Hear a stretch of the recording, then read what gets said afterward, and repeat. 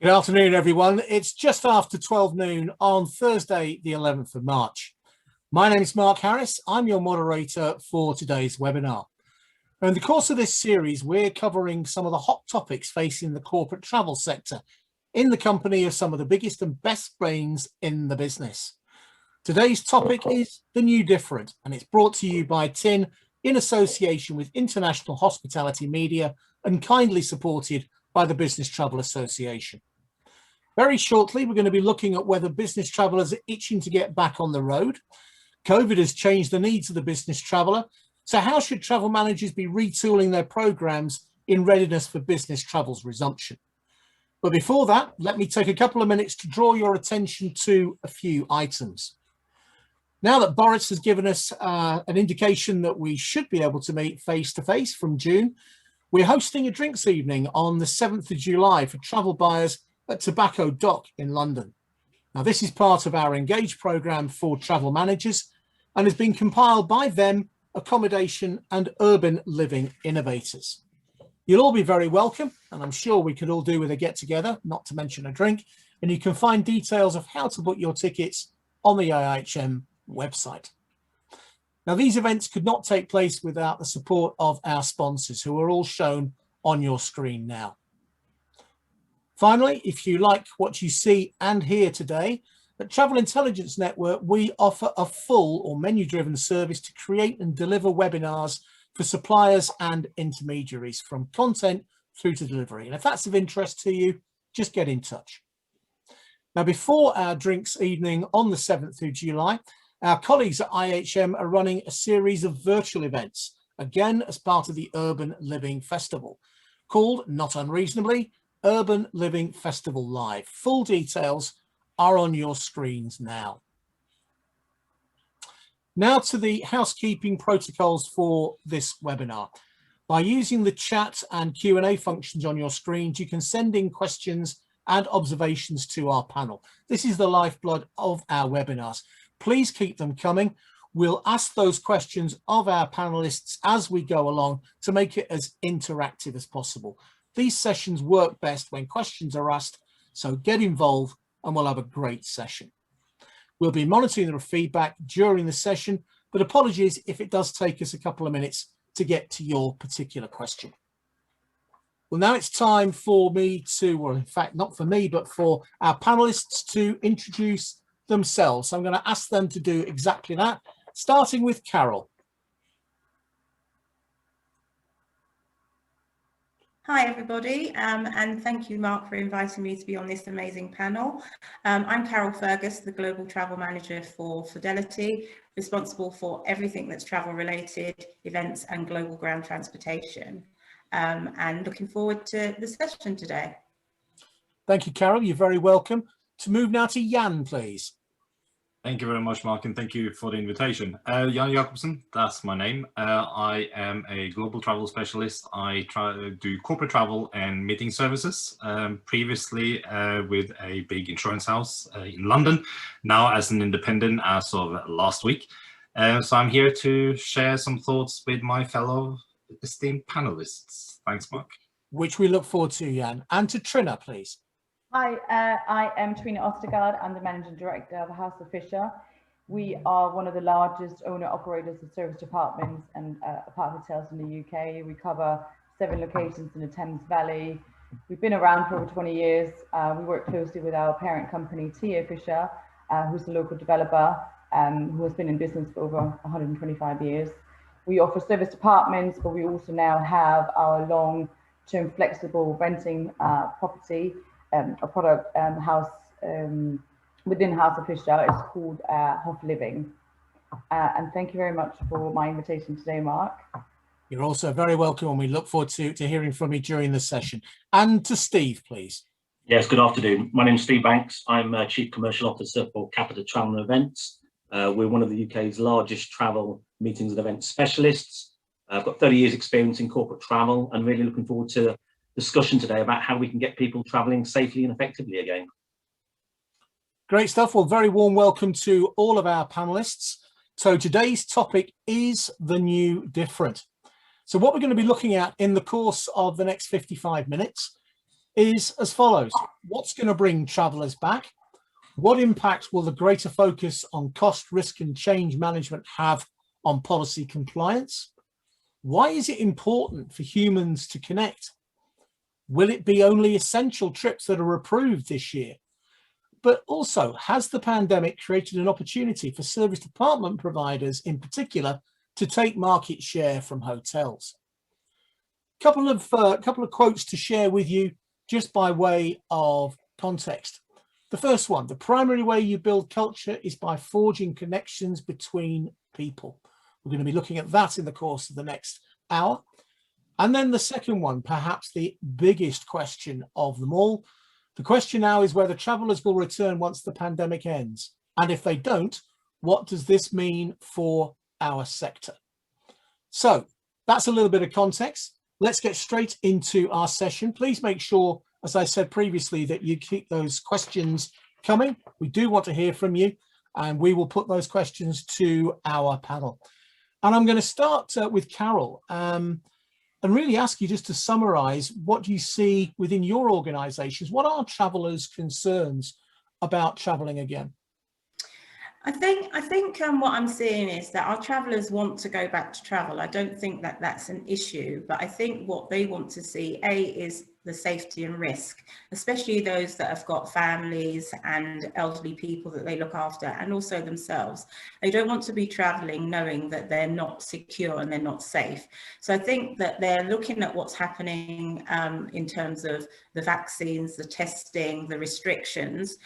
So that's one of the key factors in terms of their own personal safety and again, protecting their family and their loved ones. And then secondly, in terms of how seamless and how easy it is to travel. So, you know, we're seeing that there's lots of forms, there's lots of things that people have to do, there's lots of different apps coming from the various suppliers. They want ease. And what's happened during the pandemic is that the technology has demonstrated to people that they can have these virtual meetings now.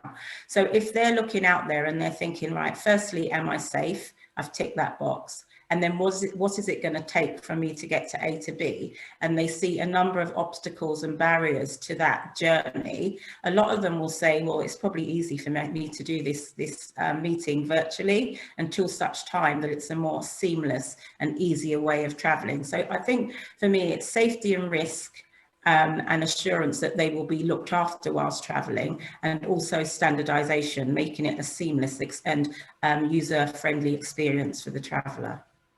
Steve, thanks. Does that reflect what your customers are saying to you at Capita? Yes, very much. I think that's absolutely the key. I think also to complement what Carol said, it's also treating people appropriately. So, you know, there are various triggers we see in terms of bringing people back. Obviously, office reopenings and the ability for people to be able to travel, and the communication to travel is really critical. You know, the traveller themselves, you know, we've discovered travellers have got underlying health conditions, concerns about family members. I think it's important that we treat people appropriately, not all the same.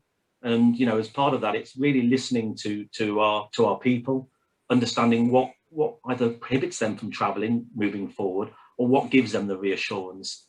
You know, as a consequence of that, you know, we're spending a lot of time looking at our own programs, our own solutions, and also the customers, the solutions that are valid for a customer, because there may be a change. We talk about the new normal.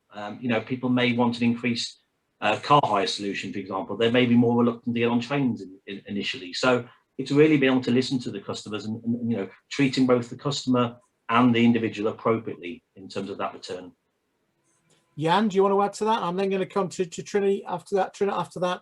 To find out a supplier perspective on this topic. Jan, so, please. I think there's to complement what both Steve and Carol said. There's a couple of things. Travelers, this is in terms of all conversations I'm having in the market with industry peers as well. Travelers' preferences has shifted. Is very much now going towards familiar, predictable, and trusted. It's all about Carol's point of that trust element. In order to get travelers back to the road, you have to build that element of trust. And then the natural way of going down then is to go to something that's familiar and something that's predictable. Now, the second part of it, how to encourage that travel, is the communication piece, as Steve was saying. is in paramount that is simple, that is clear, and is informative.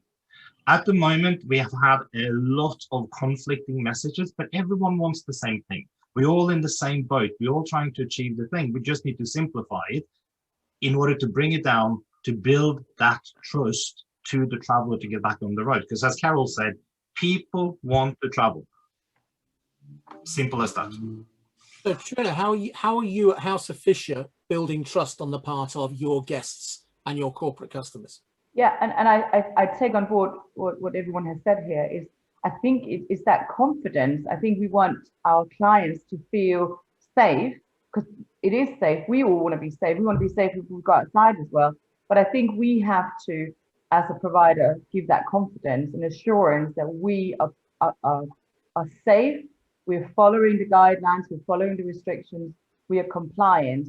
And I think, you know, things like accreditations have been very important. We've seen it within in the providers, and whether we are, you know, part of ASAP, which is an association, you have ISAP, you have other accreditations with other private sources and other outlets. But I think those accreditations are really important. You've been vetted, you've been audited by an external source, you're following these COVID policies, the compliance, which for us is, you know, we also have duty of care to our own staff, and we're dealing with the COVID the pandemic just the same way. But if we can't operate, if we have a problem within our team or within the product, so, you know, following these guidelines and setting these procedures in place are very important, and that is to show that the cleanliness, you know, the procedures, dealing with emergencies and all of this stuff, to give your bookers and your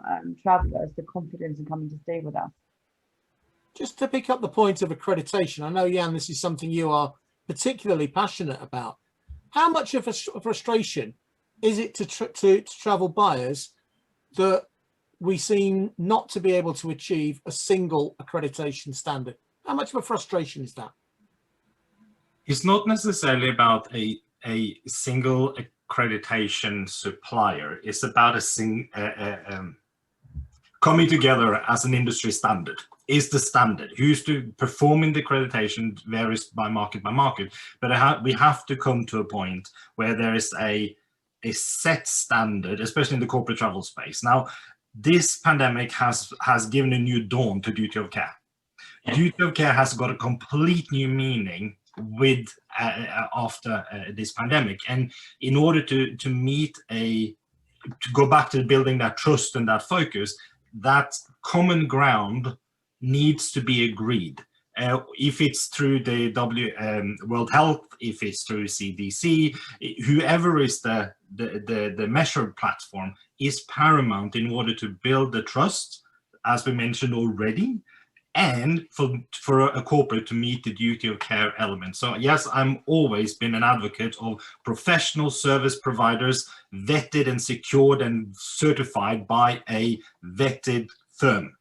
Everything we do at the moment has to be trackable, traceable, and reportable. Otherwise, we will not be able to build that trust we also desperately want to build. Is my opinion. Yeah, but in there a little bit, you know, it's that transparency as well. You know, you want to make sure that someone has gone through this procedure.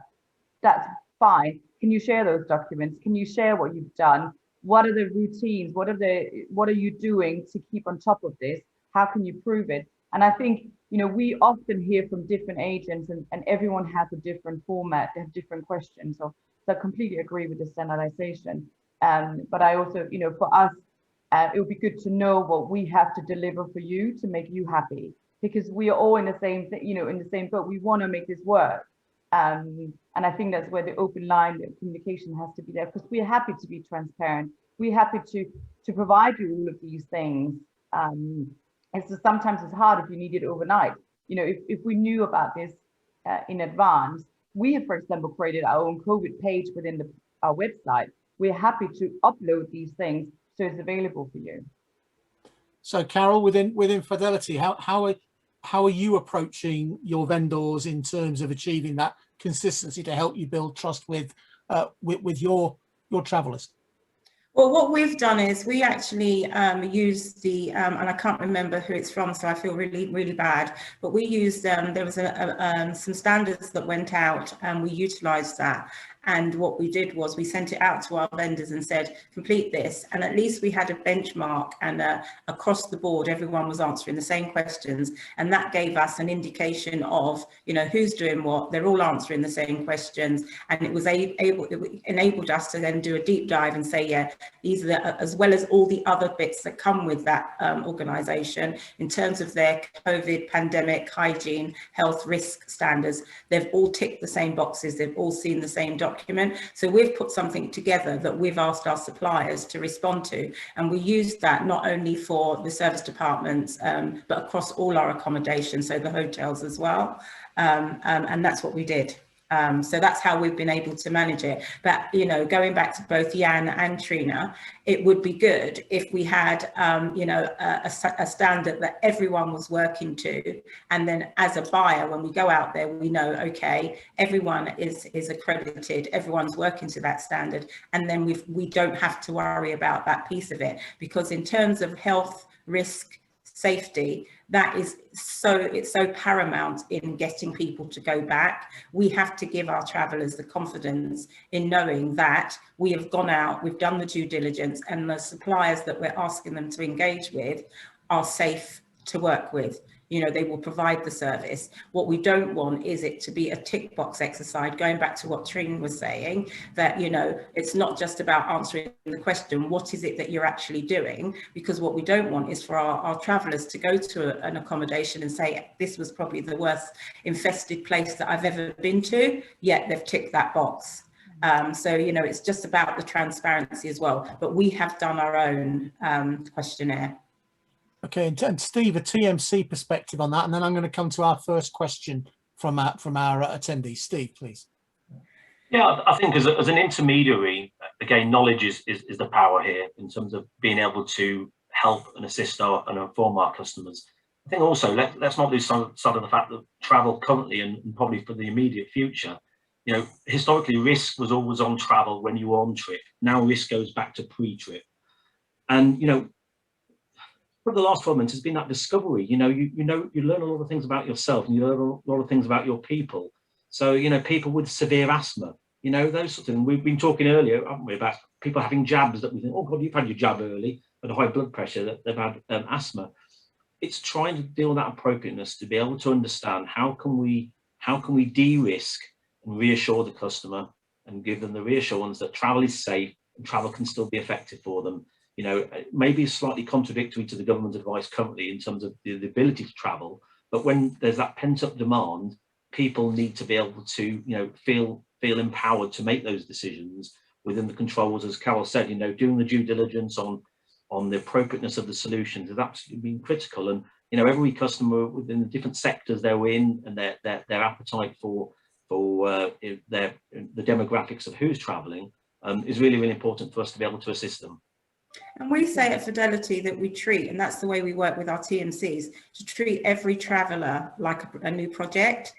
There you have to have that personalisation, because as you say, you know, other things are now coming into play, so one size will not fit all. So they have to ask the right questions, and they need to make sure that the information that's being provided to the traveller will tick all those boxes so that they feel safe to buy that ticket and get on that plane. So it really is about personalisation, because we have far more considered travellers now. It's not just about buying a ticket and getting on the plane anymore. You know, they're pre-thinking about that trip even before they speak to the agents.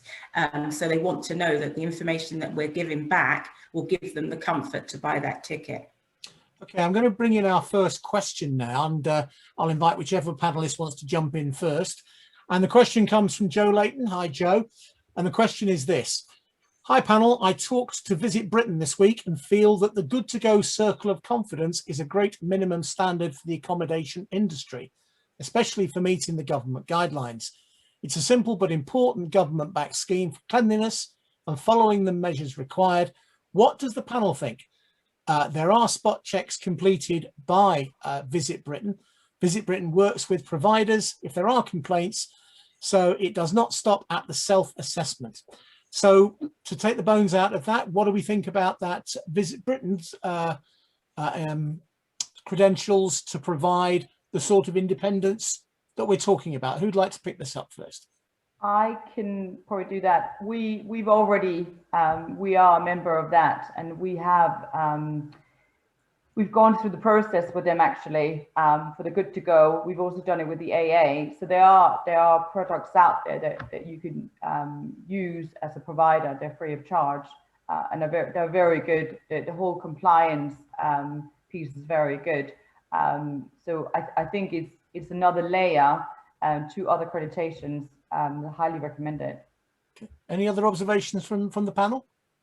My challenge with, I support it, don't misunderstand me, but my challenge is, so Visit Britain's going to do theirs, Visit Germany is going to do theirs, Visit France is going to do theirs. It's not helping me as a global travel buyer. If I'm going to rely on every single country's internal, that's not setting a standard for the industry. That is setting a standard for the country. I support the efforts. However, I think it needs to be lifted at a much higher level. Also, self-assessment, no, sorry, those days are gone. That's a bit like that tick box in the gym, in the changing room. Someone comes in and signs and runs out again. I need more than that in order to build confidence. I need it to be trackable. I need, like Trine said before, if I need a report, yes, print it for me. Not necessarily that you should run with the report or the documentation first, but if it's requested that you have it available. In today's day and age, technology in our space, we focus a lot of technology in distribution channels. That's kind of been the focus up till now. Now we need to shift slightly forward into the service element and the product delivery to build our confidence that all these professional service providers out there, and there's a lot of great stuff going on, but it needs to be a common platform, a common standard that is reportable and traceable and trackable should something happen. Any other observations either from Carol or from Steve? No, I don't think I need to add to that. I was going to say, because Trine said, she said another layer, and I was going to go, you know, another layer. So exactly what Jana said, you know, we just want it to be a global standard. If we can get that, then, you know, that's going to really help us. And it's not, you know, everybody, supplier, buyer, traveller. Yeah. Again, as an intermediary, scale is everything. Buy-in, participation. The more schemes we are trying, you know, sending people all over the world, the more schemes we are trying to administer, advise our customers on, the more convoluted the message becomes as well. Yeah. Which leads us sort of neatly on to our next topic, which is all in and around the greater focus on cost, risk and change management and how that impacts compliance. I mean, I'll start with Steve, with you on this one. How do we turn protocols into action and track delivery? I'll start with Steve, and then please, other panelists, jump in with your own views. Steve. Yeah, it's a really interesting one there, Mike. There's a couple of things. I mean, historically, we've always known what people spend and where they spend it. We haven't always understood why they've spent it or how they've spent it, as in that return. You know, we're really fortunate as a business, as we've got a full-time behavioural psychologist within the business, and it's a question I often ask him is, how do we measure that ROI and that return?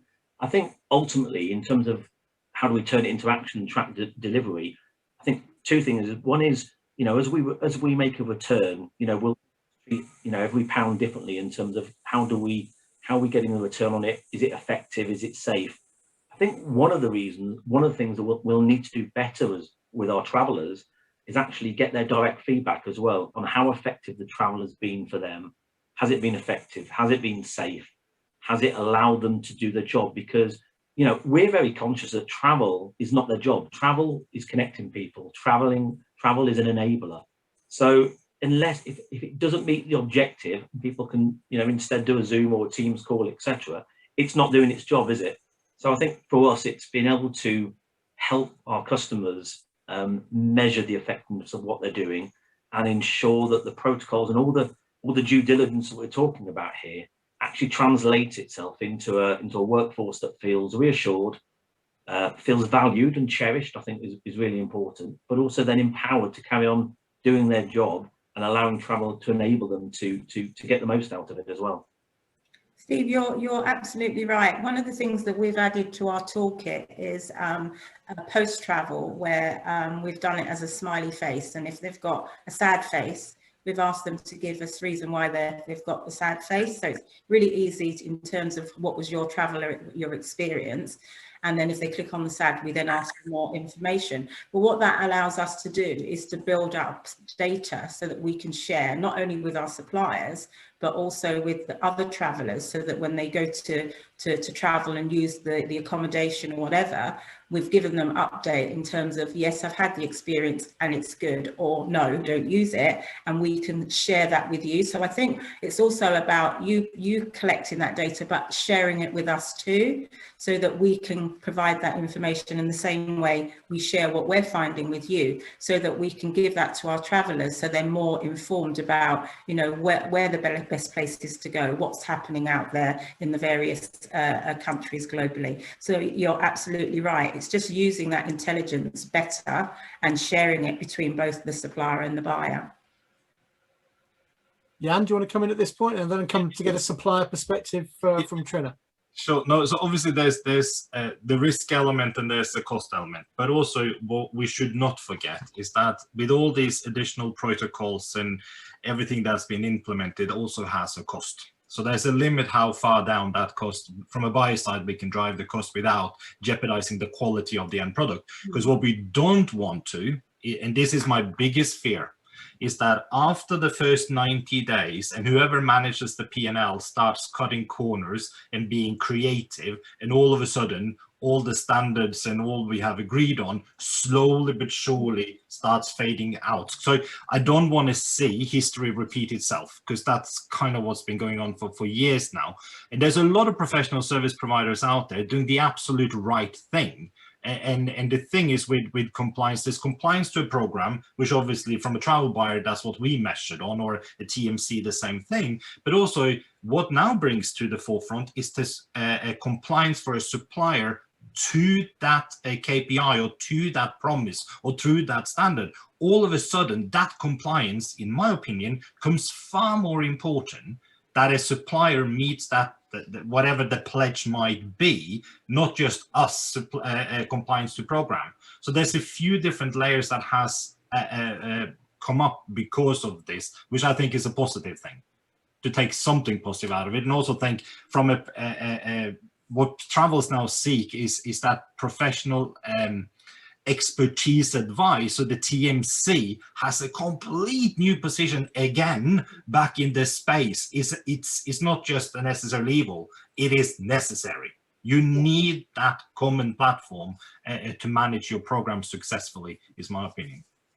So Trine, from a supplier perspective, what level of compliance are either TMCs or even your direct corporate clients looking for you to provide?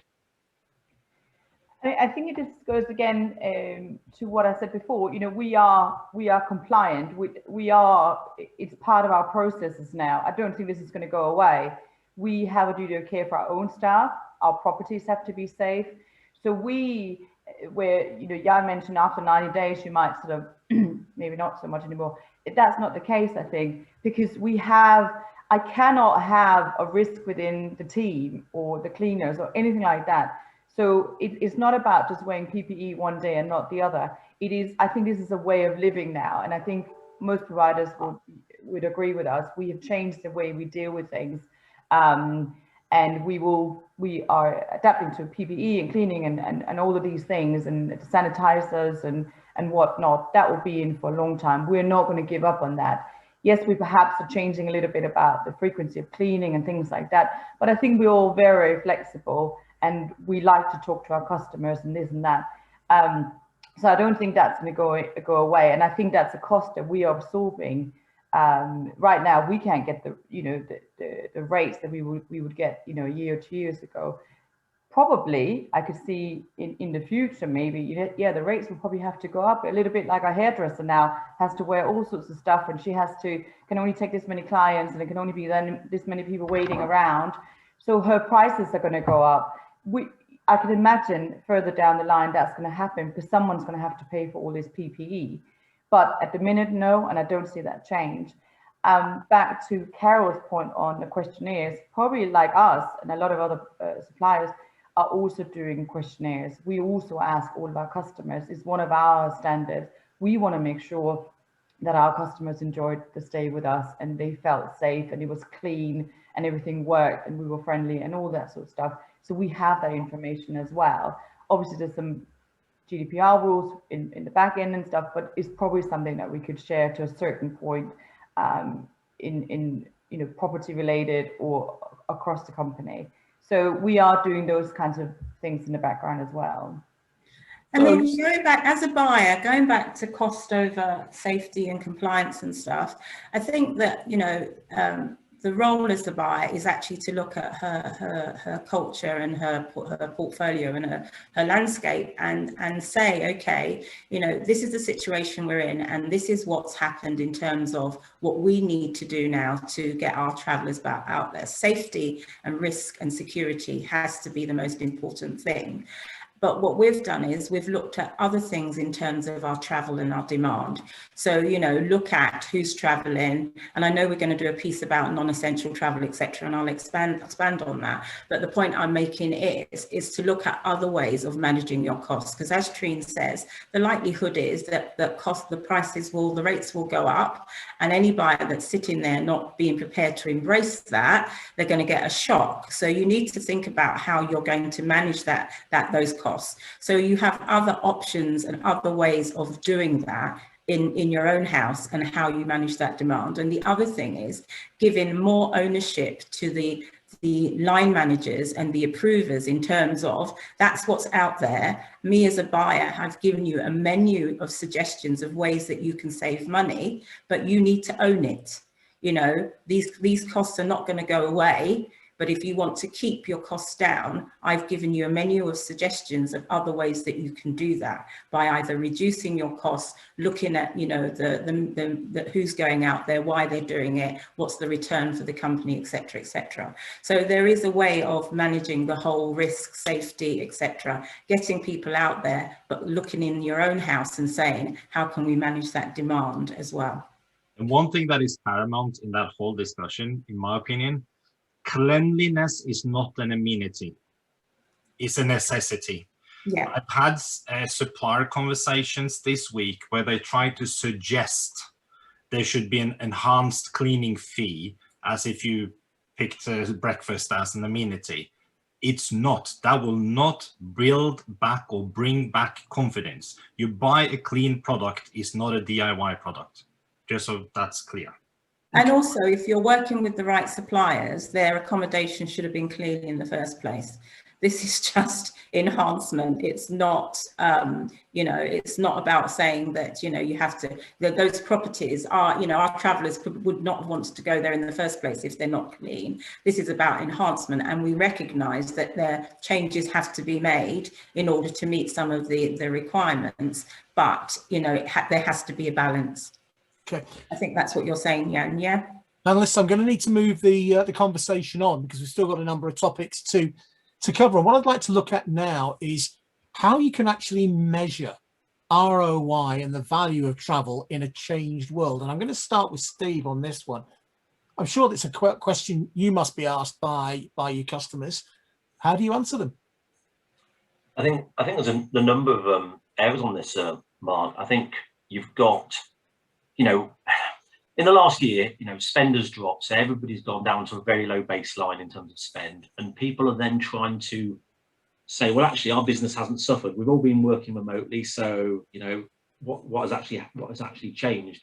And obviously, from a sustainability perspective as well, some very positive inroads into people's footprint. But I think again, the question I asked John T, our behavioural psychologist, is to say, do we get too het up on trying to measure that return? Actually, is because the value is going to be different things to different people and why they travel. And I thought an interesting piece this week was, or in the last week, was the CEO of Goldman Sachs talking about, wanting to return to the offices of some of the interns, and doesn't want them working remotely because, they miss that direct mentorship. And I think when we start to look at the measurement, I think it's understanding when somebody's traveling, either organising a meeting or attending a meeting, what are they getting out of it?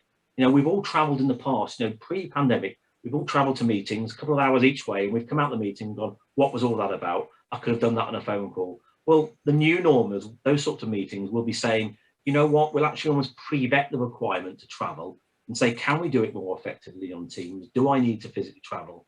And I think there'll be more challenge from people being asked to attend meetings as well, to say, do I need to get up at 5 a.m. and set off early morning? Do I need to travel 3 hours for a meeting or get on a plane for 2 hours? I think that will be accepted as the norm, that the validation of the value of travel will almost become part of almost part of a pre-trip checklist to determine what is the most appropriate form of travel. You know, we're seeing it with virtual events. You know, virtual events to a certain extent have been able to replace, it's not the same as bringing people together face to face, but, you know, virtual events have worked, and, you know, we'll continue to see a hybrid approach. We'll continue to see a hybrid approach to people working in offices, and that will happen in travel as well. You know, let's be under no illusion, you know, a chunk of travel that previously took place won't be happening moving forward. So the travel that will take place will be just more valuable, but it will mean different things to different people. Absolutely. But bringing Carol in at this point, how are you blending within your organisation virtual with face-to-face?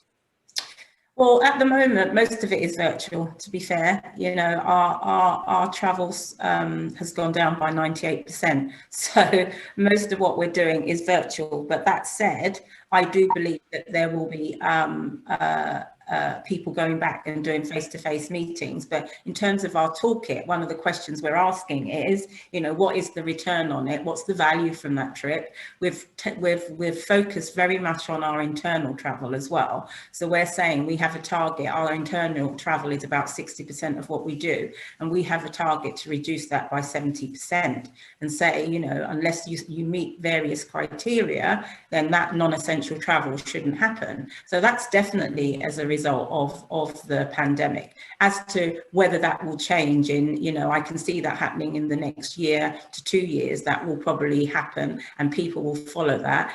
But I do believe that people will then, after that time, want to go back to face-to-face travel. But there will be a lot more thought around, you know, what are we getting out of it? And also, does the client want to see us? People seem to think it's our side only. You know, the client might say, well, actually, there's no point doing this. We've done it quite, you know, effectively virtually. So there is a lot of things to consider. And as Steve says, you know, it means different things to different people. But for us, we've looked at who our travellers are, you know, how the technology has supported them. Has it had an impact on them in terms of their relationships overseas? And if it hasn't, as I said, the non-essential stuff is the first piece that's going to change. And then after that, we will look at, you know, the client-facing meetings. And then again, it will be about, well, how much value are we going to get out of making that trip? So there will be a massive shift and a change in behaviour, and as Steve said, it means different things to different people. Just to follow that up, sorry, Mark, quite important. You know, across our top customers, 55% of their travel is for internal reasons. Now, as Carol's alluding to, a chunk of that can be taken out, and a chunk of that can be avoided. However, a chunk of it is really essential to build the right culture, to build the right collaboration, to, you know, understand exactly what makes people tick. You know, sometimes, you know, getting in a room, you solve some of the best problems than doing it on a Teams meeting. So, you know, horses for courses is going to be really important moving forward as well. And that's why one of the criteria is, if you have staff responsibility, then you should travel, because it's understanding the importance of having that face-to-face with your team, you know, for our non-essential travel. So clearly that's absolutely right, looking at how important it is to meet up with your team, be it once or twice a year, you know, but it's more about how many people are traveling for that one trip. So you might have, you know, a manager that says, I'm going to take someone else and somebody else. You know, it's about managing that differently. And also the thing is, non-essential travel has historically been classified as non-revenue generating travel. That's right. But that doesn't mean that the non-essential travel is not paramount for the revenue generating activities. Absolutely. That's where we have to differentiate. It will not go away. We are social beings. People like people. Is simple. Most people like people. It's simple as that, and we are far more productive in the same environment. And as Carol said, if you're a team and you're spread around the world, that time you have together over a cup of coffee in between, that's when you get creative and produce things forward. Absolutely. Not everything can be replaced by the virtual space. What I do forecast is that the weekly or quarterly, however often people do their team calls, as in, yes, they will move from conference calls to video calls, but I can't see that the team meeting will be totally replaced by the virtual space. No, I agree. You know, and things like large projects, you will want people to meet up together. Training that can't be done locally, you'll be wanting people to meet up. So there's certain things that where virtually it doesn't work. And that's why, you know, we've built those caveats in, because we recognize that. But at the same time, because the technology has demonstrated that it can be done, there'll be more use of it. So Jan makes a very good point about when non-essential travel does contribute to the revenue. We have a question from Richard Majewski. Hello, Richard. Richard runs Sabo, marvelous invention, should be supported, does an excellent drinks hour. And Richard's question boils down to this: what is the role of the human factor, the social aspect of a business trip? Can it have a long-term relationship value? Who'd like to pick that up? Steve, please fire away.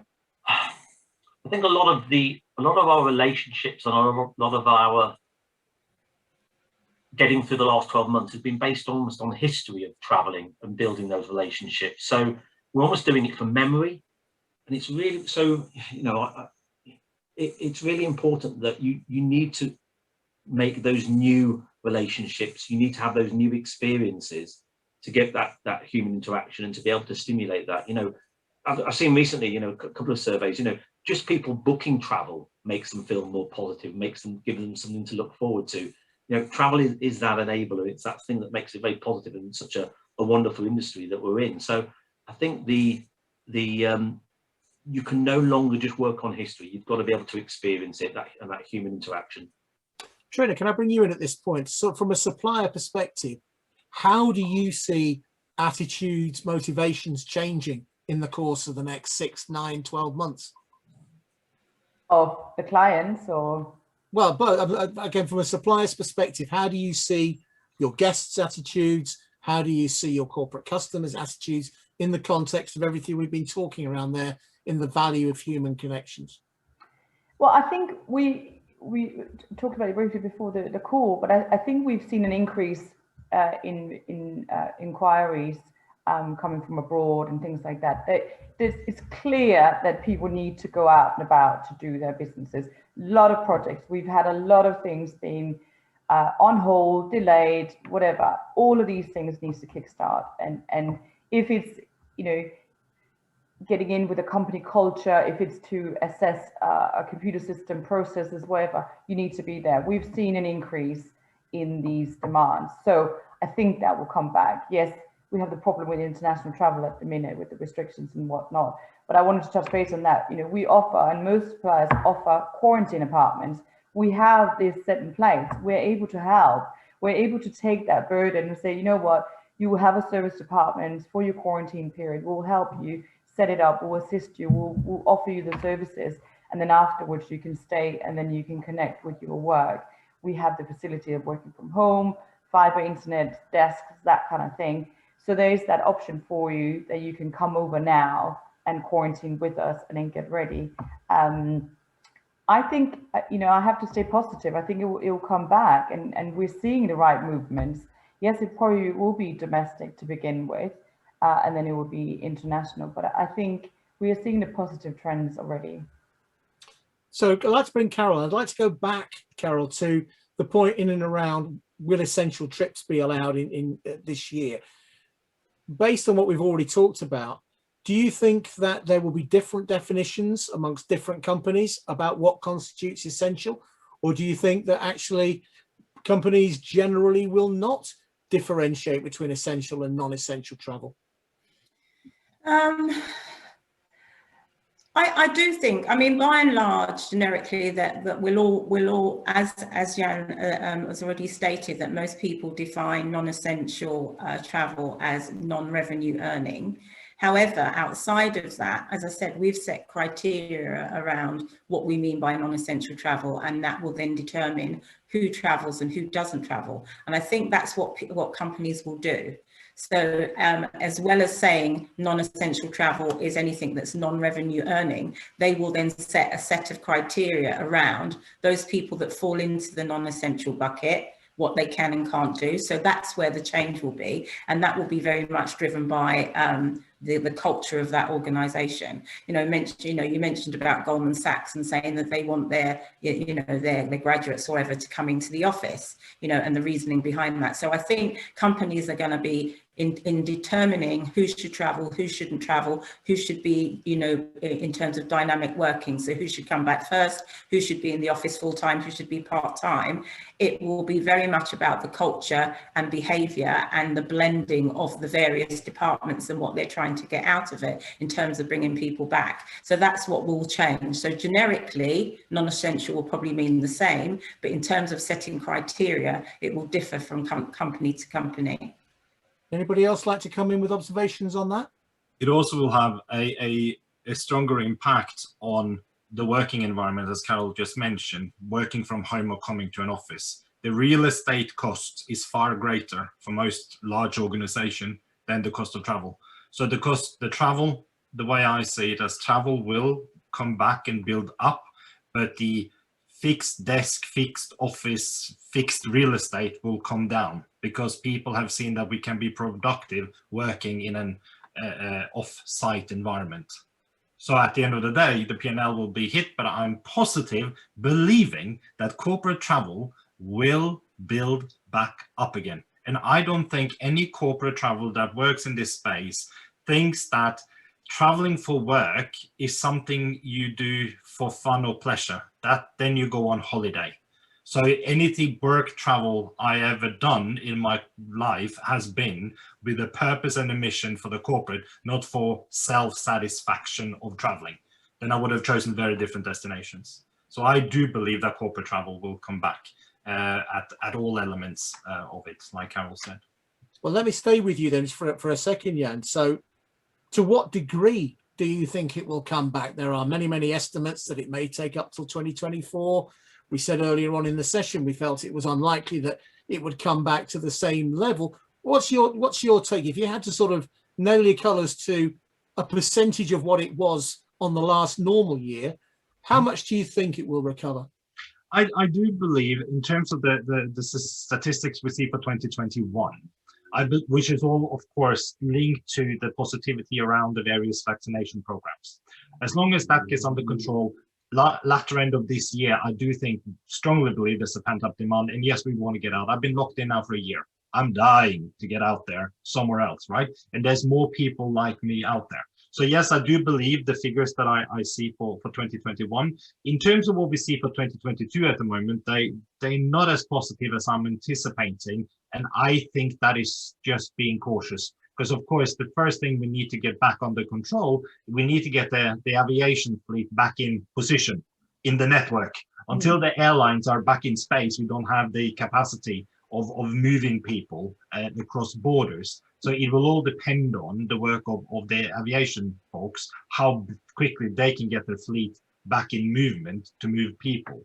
2024, yes, I'm a firm believer that we are seeing 2024 being as close to 2019 as possible. Yeah. But of course, there's an element that gets added to this. Sustainability has been given a far greater and rightfully so position because of the situation we're in. So there will be some reevaluation of the amount of travel. So I believe there'll be longer trips rather than lots of short ones. But that's my forecast. I agree, totally. We've got a target the next 2 years to reduce our carbon footprint, our emissions by 50%. That's a big target, very ambitious, but the fact that they've put a stake in the ground means that that's going to play a significant part in terms of how much travel we do. And with Jan, I think that we'll see the domestic travelling, and we're seeing it already, that will happen first, and then it will start moving towards more international. But I think 24 is definitely where we will be getting much closer to the 2019 numbers. Steve, what's your sense on that, please? Yeah, I think let's put this in context. If we didn't believe travel was coming back, as Jan's talked about, we wouldn't be advocating what we're doing. And I don't think any of us would have worked so hard over the last 12 months for so little. Let's be honest here.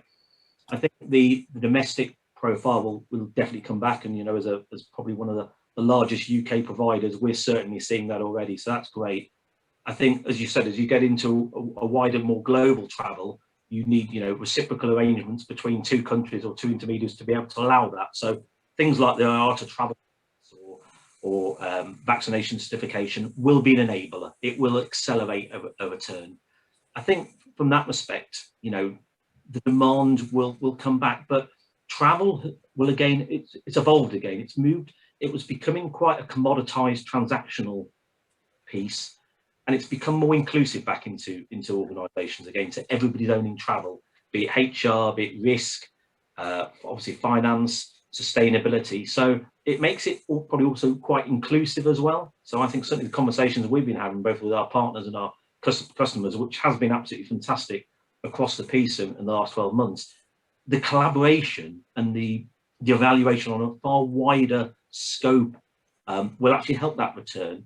Yeah. And we'll all understand why we travel. It may not be to the same degree, but we'll understand why we travel far more effectively as well. Yeah. Quick answer from Trine. In your business planning for House of Fisher, over what sort of period are you projecting that recovery to take?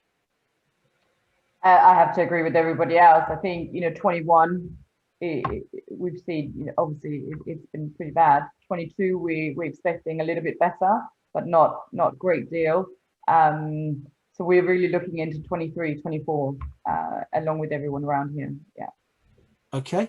Now I've got a question that's come in from Anil Sadiq. Hello, Anil, who is Commercial Director of Suite Hub. It's a question for Carol and for Jan, but I'd also welcome our other two panelists' thought.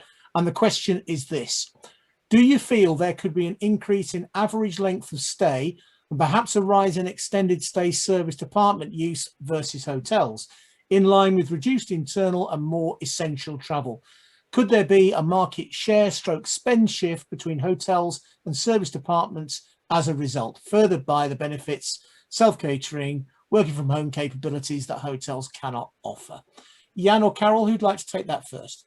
I'll take it if you like. Absolutely. In terms of our policy, we've actually really ramped up our service department program for that reason, because, you know, we're being asked more and more about use of service departments over hotels. I think that there will be a balance between the two, because again, we have more people that are driven to the hotel program as opposed to service departments. However, in our policy, we've written in that if it's 5 days plus and the service department is available, then it has to be booked in the first instance. And we've set it up so that it's driven that way, either whether they book offline or online. So yeah, we will see that shift in use of more service departments, and it won't just be the non-essential travellers using it. The policy applies to everybody, whereas at the moment, or before the pandemic, it was very much driven by non-essential travel, so people coming over from our back office locations into the UK or whatever. So that definitely we will see a shift and a change there. And in terms of long stay, absolutely, so 5 day plus. And what we're doing as part of our managing our demand and supporting with the sustainability piece, we're saying that, you know, especially for those people that have staff, whereas in the past they would go and just stay a week, we say stay longer, optimize on that visit, and then you don't have to go twice or 3 times, so stay longer. And for those people, so the front facing or client facing, we're also saying do multi-sector trips. So rather than just going, you know, London, Hong Kong or whatever, do multi-sector trips, stay longer, and again support in terms of managing our demand and the sustainability. So definitely a change, and you know, that's very much been a driver of the pandemic, use of technology and the focus on sustainability. I also think what needs to be kept in mind here. So as I said before, familiar, predictable, and trusted was one thing. Then trackable, traceable, reportable. Keep that in mind. Do I believe that this is the big opportunity for the service department sector? Is a big fat yes. 2008, there was a certain distribution channel that came to the market and made everyone aware of that there was something else or something alternative to a hotel room. This, as long as keeping in mind familiar, predictable, trustable, trackable, traceable, reportable, yes, this is the chance for the service department industry to get a far bigger market share than a classic hotel room than ever before, as long as it's embraced and attacked the right way. So I'm going to come to you, Trine, next. Without ever downplaying the human cost of this pandemic, sadly, the realities of commercial life is that in every crisis there are winners and losers. Do you see the extended stay sector being a big winner as a result? I think so. I think, you know, we have clear USPs against the hotels. I think we come out stronger in a COVID pandemic. We can comply a lot better. We don't have big shared facilities. We don't have, you know, big communal areas. We don't have any of the, you know, the things that the big hotels do. We are self-contained. So in a post-COVID world, I think the self-contained accommodation is an absolute seller. And Steve, from an intermediary's perspective, do you see any evidence of a shift? I mean, we're hearing what's happening in Carol's organisation. Do you see either a short, medium or long-term shift towards more extended stay accommodation? You're on mute, sir. The famous on mute.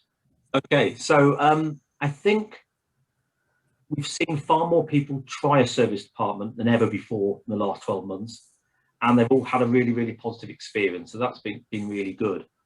I think some of the factors that will determine that moving forward will be what the food and beverage situation is in hotels as they return. You know, people don't necessarily want to be, you know, with the greatest respect, don't want to be perched on the end of their bed eating a takeaway or what have you, or a boxed meal. You know, to a certain extent, having a service department solution gives them a bit more of a home from home experience. So, and people have responded really, really positively. So I think it will become more incorporated into a customer program. We've certainly seen it as a grown area. And certainly, you know, the partners we've been working with have been a fantastic experience for our customers. Again, it goes down to the suitability. If it's the right solution, if it's safe, it's secure, if it's at the right price and it meets the traveller's criteria, absolutely, why shouldn't it continue? You know, it's another really important solution for our customers. Okay, we're nearly out of time, so I've got one question to ask you each in turn, and I need a nice short answer, please. So you are all now rulers of the universe. There is one thing and one thing only that you can make happen that will bring our travellers back. One thing only. What would it be? I'll start with you, Trine. What did you first? One thing only. Get the vaccine program, make it available to every country in the world, like that. Okay, and Jan? If I had one common platform that I could showcase all the great work the various suppliers are doing in one place, that will be the need I needed. Carol? Old values, treat our travellers as a person, an individual. One size doesn't fit all. And Steve? I think one thing is when somebody has travelled and they have a positive experience and they feel safe and they feel secure, that will give them the confidence to continue to travel. Superbly put, ladies and gentlemen. Thank you so much for what's I think been a very entertaining and highly insightful discussion over the last hour. Sadly, we are coming towards the end of our time, so I'm sure all of you will join me in thanking Trine and Carol and Jan and Steve for their time. Thank you. Just a couple more commercials to share with you. Our next webinar in this series is a fortnight today. The topic will be customer engagement in a post-COVID world. As business travel returns, it's never been more important to provide travellers with the content and information they need. What will that look like? What will these various factors, how will they change the way customers and suppliers engage? You can register for that on the IHM website. If you are, say, thinking of attending the Urban Living Festival, we'd again like to thank our sponsors and also our media partners, all of whom are shown on your screen. Finally, if you'd like to get involved with that event through sponsorship, you can contact Katie on that email or that phone number, and please do so. You'll be in excellent company. All that therefore remains for me to do now is to thank you all again. Thank our panelists today for their time. Thanks to you for your time in attending, and we look forward to seeing you next time. Thanks ever so much. Bye-bye.